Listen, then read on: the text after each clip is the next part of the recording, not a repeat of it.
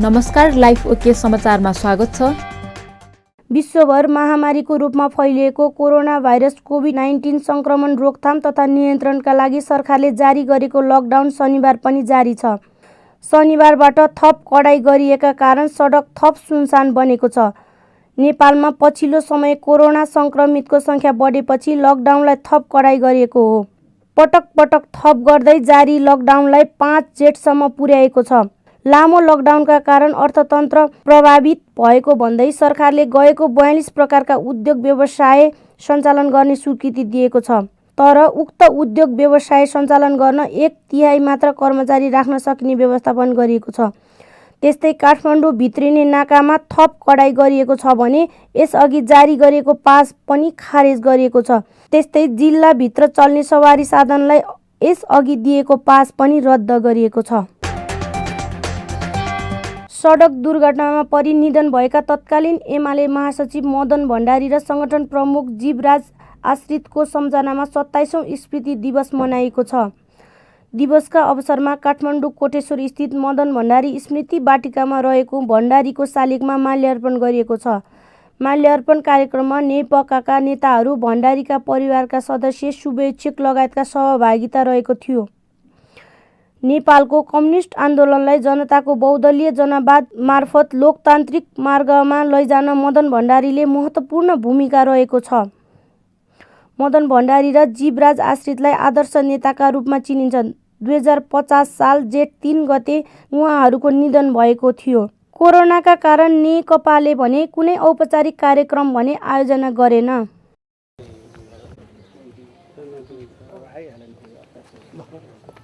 धन्यवाद। आज हामीले म यहाँ उपस्थित भएर श्रद्धाञ्जली यहाँहरूप्रति हार्दिक आभार र धन्यवाद व्यक्त गर्दै धन्यवाद।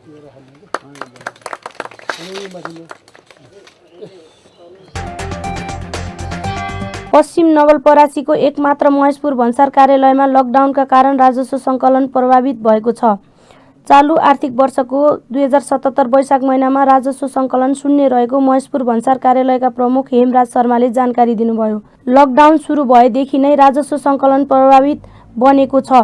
जिल्ला प्रशासन कार्यालयले भन्सार कार्यालयलाई महेशपुर नाकाबाट भित्रिने सामग्रीको भन्सार महसुल सङ्कलन नगर्ने निर्देशन गरेपछि राजस्व सङ्कलन प्रभावित भएको कार्यालयले जनाएको छ।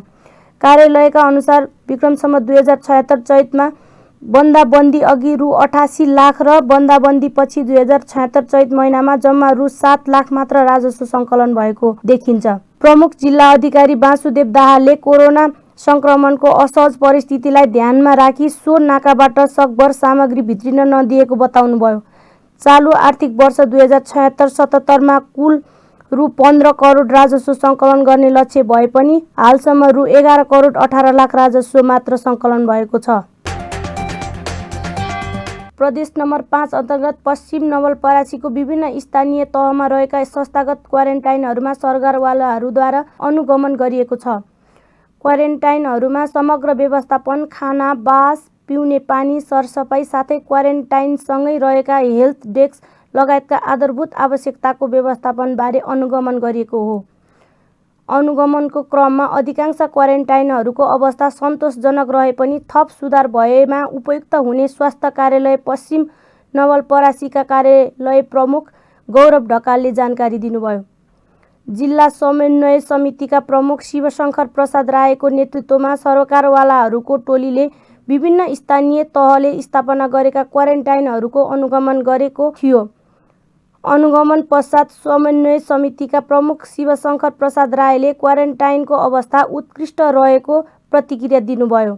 7 वटा स्थानीय तह रहेको पश्चिम नवलपरासीमा कुल 13 वटा क्वारेन्टाइनहरू छन्। शनिबार थप 2 जनामा कोरोना भाइरस सङ्क्रमण देखिएको छ। महोत्तरीका 52 वर्षीय पुरुष र काभ्रेका 26 वर्षीय युवकमा सङ्क्रमण पुष्टि भएको स्वास्थ्य तथा जनसङ्ख्या मन्त्रालयले जनाएको छ। यसअघि शनिबार बिहान 9 जनामा कोरोना भाइरसको सङ्क्रमण पुष्टि भएको थियो। यो सँगै नेपालमा सङ्क्रमितको सङ्ख्या 278 पुगेको छ।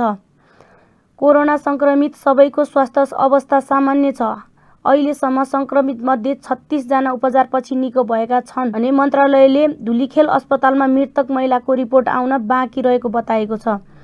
धुलीखेल अस्पतालमा उपचारको क्रममा सिन्धुपाल्चोक 12 विषयकी 29 वर्षीय महिलाको बिहिबार मृत्यु भएको थियो। उनको मृत्यु कोरोना या अन्य कारण यकिन नभइसकेको मन्त्रालयका प्रवक्ता डाक्टर विकास देवकोटाले जानकारी दिनुभयो।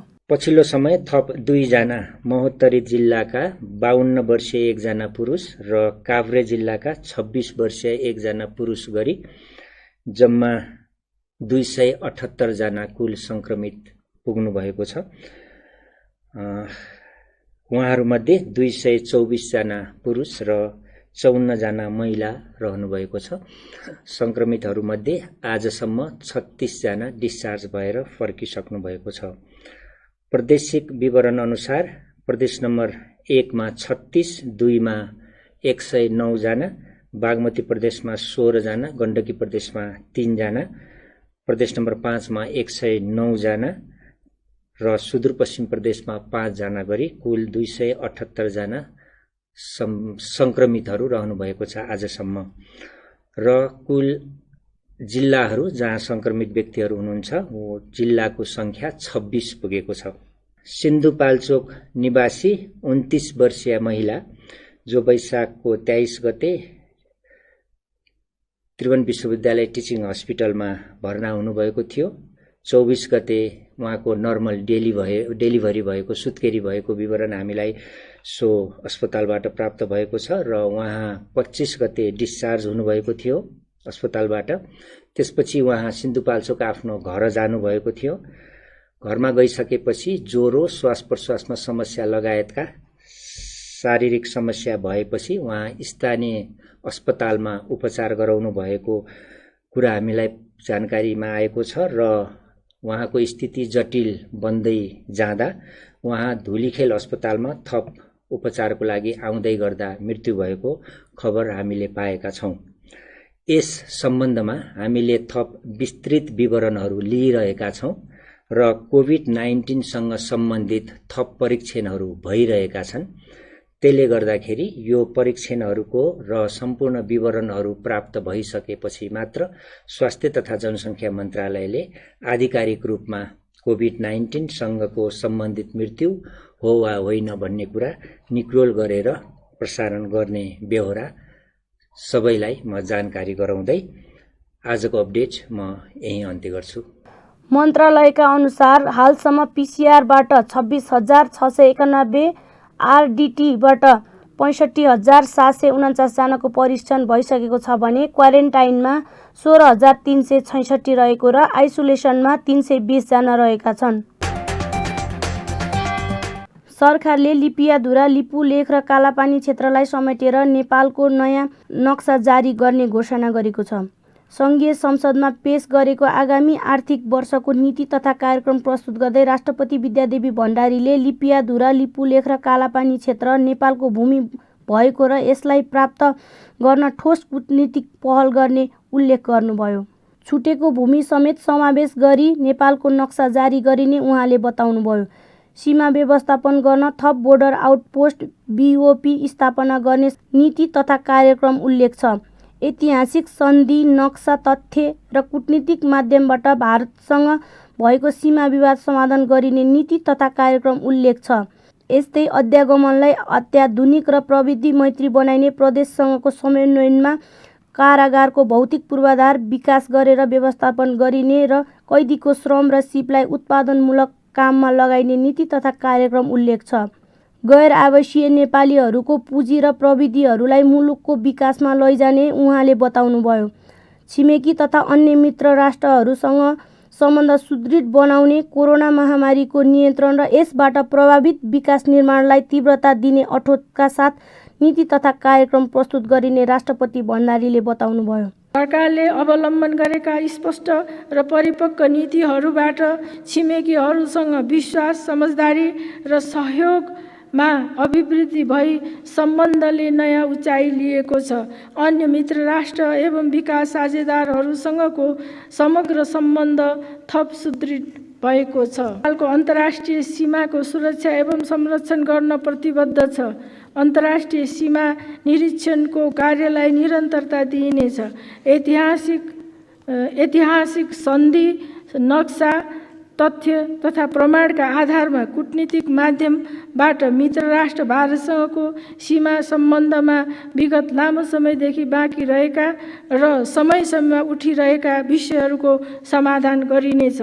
लिम्पियाधुरा, लिपुलेक र कालापानी क्षेत्र नेपालको भूमि हो र त्यसलाई प्राप्त गर्न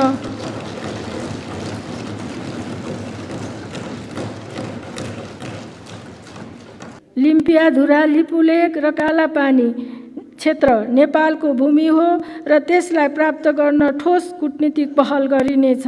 तदनुरूप नै छुटेको भूमि समेत समावेश गरी नेपालको नक्सा जारी गरिनेछ। नेपालको सामाजिक आर्थिक विकासमा योगदान पुग्ने गरी आर्थिक कूटनीति सञ्चालन गरिनेछ। नेपाली कूटनीतिक नियोगहरूलाई व्यापार विस्तार, विकास सहायता र लगानी वृद्धि, प्रविधि विकास र हस्तान्तरण, पर्यटन प्रवर्धन एवं सुरक्षित र मर्यादित वैदेशिक रोजगारीका लागि परिचालन गरिनेछ। प्रतिभाशाली नेपाली तथा गैर आवासीय नेपालीहरूले आर्जन गरेको ज्ञान र सिपलाई राष्ट्रिय विकास अभियानमा उपयोग गरिनेछ। गैर आवासीय नेपालीहरूको पुँजी र प्रविधि देश विकासमा उपयोग गर्न प्रेरित गरिनेछ। नेपाल सरकारले राजनीतिक, सामाजिक, आर्थिक उपलब्धिहरूलाई संरक्षण गर्दै थप उन्नत बनाउने, राष्ट्रिय हितको प्रवर्धन गर्ने, राष्ट्रिय गौरव, सम्मान र स्वाभिमान वृद्धि गर्ने, छिमेकी मित्र राष्ट्र र अन्य मित्र राष्ट्रहरूसँगको सम्बन्ध सुदृढ बनाउने, कोभिड-19 महामारीको रोकथाम तथा नियन्त्रण गर्ने र महामारीबाट प्रभावित सामाजिक आर्थिक क्षेत्रहरूलाई पुनर्जीवन्दी विकास निर्माणलाई तीव्रता दिने अठोटका साथ आर्थिक वर्ष 2077-78 को नीति तथा कार्यक्रम प्रस्ताव गरेको छ। प्रस्तावित नीति तथा कार्यक्रमको कार्यान्वयनबाट उच्च आर्थिक वृद्धि हासिल हुने र समृद्ध नेपाल, सुखी नेपालीको आकांक्षा पूरा हुने सरकारको विश्वास रहेको राष्ट्रपति भण्डारीले बताउनुभयो। सरकारले काभ्रे र तेह्रथुममा नयाँ विमानस्थल निर्माण गर्ने भएको छ। शुक्रबार नीति तथा कार्यक्रम प्रस्तुत गर्दै राष्ट्रपति विद्यादेवी भण्डारीले 2 आन्तरिक विमानस्थलको निर्माण सुरु हुने बताउनु भएको हो। त्यस्तै निर्माणाधीन पोखरा अन्तर्राष्ट्रिय विमानस्थल आगामी वर्ष सञ्चालनमा आउने भएको छ। त्यस्तै गरी त्रिभुवन अन्तर्राष्ट्रिय विमानस्थललाई बुटिक विमानस्थलका रूपमा विकास गरिने जनाएको छ। नीति तथा कार्यक्रममा आगामी वर्ष पोखरा अन्तर्राष्ट्रिय विमानस्थल निर्माणको काम सम्पन्न गर्ने र निजगढ अन्तर्राष्ट्रिय विमानस्थल निर्माणको काम अघि बढाउने उल्लेख छ। त्यस्तै कोभिड-19ले पारेको प्रभावलाई दृष्टिगत गरेर दिगो पर्यटन उत्थान कार्यक्रम ल्याउने भएको छ। पूर्व पश्चिम राजमार्गको सबै खण्डलाई 4 लेनको द्रुत मार्ग बनाइने भएको छ। आउँदो वर्षको नीति तथा कार्यक्रममा पूर्व पश्चिम राजमार्गको सबै खण्ड 4 लेनले बनाइने उल्लेख गरेको छ। बुटवल, नारायणगढ र कमला कञ्चनपुर खण्डको विस्तार 3 वर्षभित्र सकिने उल्लेख छ। काठमाडौँ तराई मधेस फास्ट ट्र्याकको काम 3 वर्षमा सक्ने नीति तथा कार्यक्रम बताइएको छ। लगातार 2 वर्ष पर्यटक आवागमन सङ्ख्या 11 लाख नागेको छ। सन् 2020मा 20 लाख पर्यटक भित्र्याउने लक्ष्यका साथ सुरु गरिएको नेपाल भ्रमण वर्ष कोभिड-19 का कारण स्थगित गर्न बाध्य हुनु परेको छ। यसकारण यस सरकारले पर्यटन क्षेत्रमा कोभिड-19ले पारेको प्रभाव र बाह्य कारण समेतले पार्ने प्रभावको अध्ययन गरी पुनरुत्थान लगायत दिगो पर्यटनका कार्यक्रम कार्यान्वयन गर्नेछ। त्यसपछि त्रिभुवन अन्तर्राष्ट्रिय विमानस्थलको धावन मार्ग पुनर्निर्माण गरिएको छ। आगामी वर्ष यस विमानस्थललाई पूर्णतः बुटिक विमानस्थलमा रूपान्तरण गरिनेछ।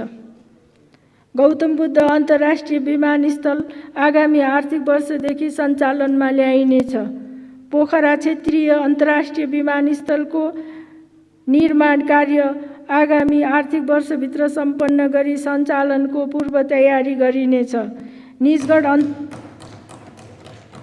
निजगढ अन्तर्राष्ट्रिय विमानस्थलको निर्माण कार्य प्रारम्भ गरिनेछ। आन्तरिक विमानस्थलको धावन मार्ग कालोपत्रे गरिएको छ। हालसम्म 8वटा विमानस्थलबाट रात्रिकालीन उडान तथा अवतरण सुरु भएको छ। आगामी आर्थिक वर्ष थप 2वटा आन्तरिक विमानस्थलको निर्माण सम्पन्न गरिनेछ। 3वटा विमानस्थलको धावन मार्ग कालोपत्रे गरिनेछ।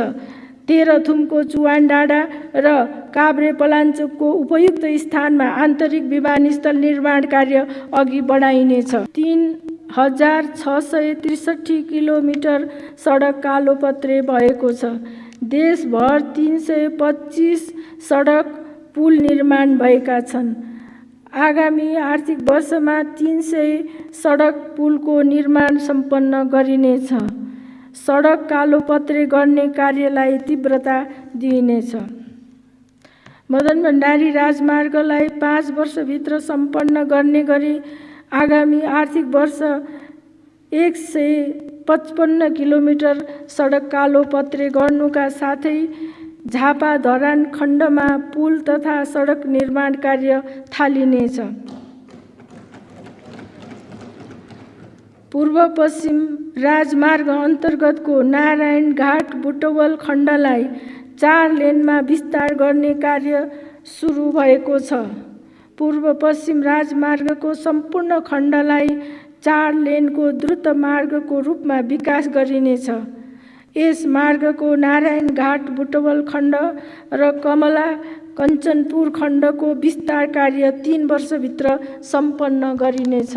नागढुङ्गा सुरुङ मार्गको निर्माण कार्य प्रारम्भ भएको छ। त्यस्तै वैशाख 2072 को भूकम्पले भत्काएका संरचना आगामी आर्थिक वर्षमा पूर्ण निर्माण सम्पन्न गरिने नीति तथा कार्यक्रमको उल्लेख छ। आवश्यक नीतिगत र कानुनी व्यवस्था गरी निर्माण सामग्री र नदीजन्य निर्माण सामग्रीको सहज आपूर्तिको व्यवस्था गरिने राष्ट्रपति भण्डारीले बताउनुभयो। विभिन्न दलका नेताहरूले सरकारले संसदमा प्रस्तुत गरेको नीति तथा कार्यक्रमको कार्यान्वयनमा चुनौती देखिन सक्ने बताएका छन्। संसद भवन नयाँ बानेश्वरमा सञ्चारकर्मीसँग कुरा गर्दै नेकपा अध्यक्ष पुष्पकमल दाहालले नीति तथा कार्यक्रमको कार्यान्वयनमा चुनौती देखिन सक्ने बताउनुभयो। उहाँले कोरोना सङ्क्रमणको अवस्थामा मुलुकमा जटिल अवस्था पैदा भएको र त्यसका कारण कार्यान्वयनमा चुनौती देखिएको बताउनुभयो। उहाँले नीति तथा कार्यक्रमप्रति आफ्नो समर्थन रहेको धारणा पनि राख्नुभयो। हैसियत त सन्तुष्टि नै छ नि। सरकारले गरेका राम्रा कामहरूको चाहिँ सिलसिलाबद्ध ढङ्गले प्रस्तुत भएको छ। अब डिबेट हुन्छ, कार्यान्वयन हुनेमा कतिको विश्वास अब मुख्य कुरा कार्यान्वयन हो। अहिले कोभिड-19 को कारण जुन परिस्थिति सिर्जना भएको छ यसले सबैतिर जटिलताहरू चाहिँ पैदा गरेको छ। त्यसकारण चुनौती चाहिँ कार्यान्वयनकै छ। मलाई लाग्छ यो कार्यान्वयन गर्न सकियो भने चाहिँ यसले राम्रै गति दिन्छ। प्राथमिकता गुमायो भन्छ नि त प्रतिपक्षले, के भन्नु? अब यो छलफल हुँदै जान्छ। मैले अघि नै भने नि हाम्रै पार्टीको नेतृत्वको सरकारले ल्याएको नीति कार्यक्रममा मेरो समर्थन छ। त्यस्तै काङ्ग्रेस नेता डाक्टर मिनेन्द्र रिजालले अहिलेको नीति तथा कार्यक्रम हेर्दा सरकारले प्राथमिकता गुमाएको बताउनुभयो। उहाँले कोरोनाबाट भएको क्षतिलाई न्यूनीकरण गर्ने कार्यक्रम नआएको र आएका कार्यक्रम पनि कार्यान्वयनमा चुनौती देखिएको धारणा राख्नुभयो। सरकारले सङ्क्रमण धेरै फैलिएन भने पनि अर्थतन्त्रलाई कसरी उकास्ने भनेर मूल विषयमा केन्द्रित हुने भन्दा सबै पहिली बनाइरहेको कार्यक्रम 6 महिना अगाडि हरेक मन्त्रालय लेख्न तयार भएको कार्यक्रममा फेरि बेला अलिअलि कोभिड-19 को कुरा राख्नुभएको छ। आजको दिनमा त हामीले कुरा गर्नुपर्ने के हुन्थ्यो भन्दा यसबाट हुनसक्ने क्षति कहाँ हो, त्यो क्षतिलाई न्यून गर्नलाई हामीले के गर्न सक्छौँ त्यतातर्फ ध्यान दिनु। विदेशबाट रोजगारीबाट फर्किने मानिसका लागि के गर्न सकिन्छ त्यतातर्फ ध्यान दिनुपर्ने हुन्थ्यो। स्वास्थ्यको क्षेत्रमा अब आउने चुनौतीहरूलाई कसरी सामना गर्छौँ त्यतातर्फ ध्यान दिनुपर्ने हुन्थ्यो। विदेशबाट हामीलाई थुप्रो स्रोत साधन आउँदैन, त्यो स्रोत साधन जुटाउनको लागि के गर्ने त्यसमा ध्यान हुनुपर्थ्यो। अब देशभित्रको स्रोत साधनले मात्रै पुर्याउँछु भन्नुभएको छ, यतिका कामहरू कसरी गर्न सकिएला भने एउटा मन्त्रालयको पनि यति लामो फेरस्त छ कि बजेटमा पनि यति धेरै पहिले हुने गरेको थिएन। त्यसैले सरकारले प्राथमिकता गुमाएको छ। त्यस्तै अब स्वास्थ्यको छ भने हरेक स्थानीय तहमा एउटा अस्पताल बन्छ, त्यहाँ निःशुल्क उपचार हुन्छ। नीति भनेको यति हो। अब यसमा आज हामीले 3 घन्टा राष्ट्रपतिजीबाट जो वाचन भयो त्यो त गाउँपालिका नगरपालिकाको बैठकले निर्णय गरेर पुग्ने विषयहरू सानो सानो कुरा समेत उल्लेख छ। यो नीति तथा कार्यक्रम एकदमै परम्परागत, यसले चाहिँ हाम्रो देशको विकास हुँदैन। त्यस्तै नेमाकिपा नेता प्रेम सुवालले नीति तथा कार्यक्रम परम्परागत भएको आरोप लगाउनुभयो। प्रमुख प्रतिपक्ष नेपाली काङ्ग्रेसका सभापति शेरबहादुर देउवाले सरकारको नीति तथा कार्यक्रममा नयाँ कुरा केही पनि नआएको टिप्पणी गरेका छन्। संसद भवन नयाँ बानेश्वरमा सञ्चारकर्मीसँग कुरा गर्दै उहाँले नयाँ कुरा केही नभएको र सबै पुरा कुरा मात्र आएको बताउनुभयो। उहाँले कार्यक्रममा धेरै कुरा छुटेको तर्क पनि गर्नुभयो। नीति तथा कार्यक्रममा रहेको विषय गफ मात्र भएको उहाँको भनाइ छ। कस्तो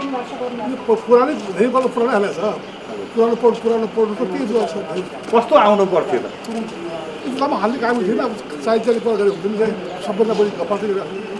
हामीको समेटिनु पर्ने कुराहरू समेटिएन भन्ने कुरा नि आयो। कोरोनाको कहरलाई कति सम्बोधन गरेको छ यसले? कोरोनाको सिर्जित अवस्थालाई कति सम्बोधन गरेको छ? त्यस्तै जसपाका नेता पूर्व प्रधानमन्त्री डाक्टर बाबुराम भट्टराईले कोरोनाले आर्थिक रूपमा ल्याएको सङ्कटलाई नीति तथा कार्यक्रमले समेट्न नसक्ने आरोप लगाउनुभयो। उहाँले परम्परागत ढङ्गले आएको नीति तथा कार्यक्रम कार्यान्वयन हुनेमा आशंका व्यक्त गर्नुभयो। तर यति बेला विशिष्ट अवस्था हो। एकापट्टि कोरोनाले विश्वव्यापी रूपमै आर्थिक रूपमा ठुलो सङ्कट ल्याएको छ र नेपालको अर्थतन्त्र अथवा करिब तहस नसे हुने अवस्था छ। यसको चाहिँ वृद्धि दरै कतिपयले ऋणात्मक हुन्छ, कतिपयले एकवृत्त हुन्छ भन्ने राखेका छन्। यस्तो अवस्थामा ल्याउने नीति कार्यक्रम र बजेट भनेको विशिष्ट प्रकृतिको हुनुपर्छ। यो त परम्परावादी ढङ्गले यो पनि गर्छु त्यो पनि गर्छु सबै भनेर आयो, झट्ट सुन्दा त राम्रो लाग्छ, ताली पनि पिटिन्छ। तर के अहिलेको एउटा विशिष्ट अवस्थामा त्यो सम्भव छ? र फेरि उहाँले जुन ढङ्गको सुरुमा आफ्नो यति धेरै आत्मप्रशंसा गर्नुभयो, सबै ठिक थियो, अर्थतन्त्र पनि ठिक थियो, सुशासन पनि ठिक थियो, भ्रष्टाचार पनि थिएन, अन्तर्राष्ट्रिय सम्बन्ध राम्रो थियो भन्नुभएको छ। अब त्यही नै हो भने जो 2 वर्षको अनुभूति देखाएको छ त्यो सत्य होइन। त्यस्तै जसपाका अर्का नेता राजेन्द्र महतोले कर्मकाण्ड तरिकाले कार्यक्रम आएको धारणा राख्नुभयो। नेपालको इतिहासमा सबभन्दा लामो कर्मकाण्डी नीति कार्यक्रम देखियो। देश एकातिर छ, सङ्कट एकातिर छ, यो नीति कार्यक्रम के हो? यो बिरबलको खिचडी जस्तो सबै थोक त्यसमा देखिएको राखिएको। के भन्छ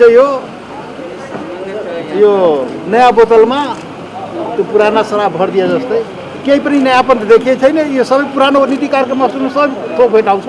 एउटा चाहिँ नयाँ आएको छ है, त्यो गमला खेती कुरा चाहिँ नयाँ आएको छ। उहाँले देश एकातिर र नीति तथा कार्यक्रम अर्कोतर्फ रहेको तर्क गर्नुभयो। सरकारले आगामी आर्थिक वर्षमा फजुल खर्च घटाएर चालु खर्चको आकार कम गर्ने घोषणा गरेको छ। राष्ट्रपति विद्यादेवी भण्डारीले शुक्रबार सङ्घीय संसदको संयुक्त बैठकमा नीति तथा कार्यक्रम प्रस्तुत गर्दै सङ्घ र स्थानीय तहले गर्ने खर्च नदोहोरिने गरी विनियोजन गर्ने घोषणा गर्नुभएको हो। चालु आर्थिक वर्षको कुल बजेटमध्ये झन्डै 2/3 बजेट चालु खर्चका लागि विनियोजन हुँदै आएको छ। सरकारले आगामी आर्थिक वर्षमा खर्चको स्रोत व्यवस्थापनमा आन्तरिक पुँजीको प्रयोग बढी गर्ने घोषणा समेत गरेको छ। कोरोनाका कारण प्रभावित उद्योग तथा व्यवसायलाई सहुलियत दिने नीति तथा कार्यक्रम उल्लेख छ। औद्योगिक कार्यक्रमहरू सुचारू गर्दै अर्थतन्त्रलाई गति दिने तथा अत्यावश्यक खाद्य वस्तुको आपूर्ति व्यवस्था सहज बनाइदिने राष्ट्रपति भण्डारीद्वारा घोषणा भएको नीति तथा कार्यक्रम उल्लेख छ। यस्तै कृषि उत्पादन र बजारीकरण आधुनिकीकरण गर्ने उहाँले बताउनुभयो। कृषि उत्पादनलाई अबको 10 वर्षमा अहिलेको भन्दा दोब्बर बनाउने लक्ष्य लिएको उहाँले बताउनुभयो। यस्तै देशभित्र रहेका खनिज तथा पेट्रोलियम पदार्थको उत्खननमा जोड दिइने पनि नीति तथा कार्यक्रममा घोषणा गरिएको छ।